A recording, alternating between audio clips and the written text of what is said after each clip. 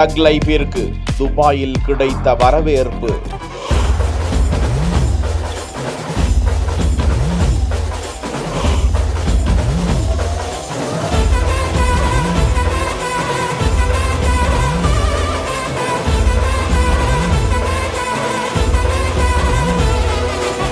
குண்டர்கள் மணல் குன்றுகளை கைப்பற்றுகிறார்கள். கமல்ஹாசன், மணிரத்னம், AR ரஹ்மான், சிம்பூன் வித் த்ரிஷா ஜூன் 5 உலகத்திற்கு கொடுக்கும் தரமான சம்பவம்.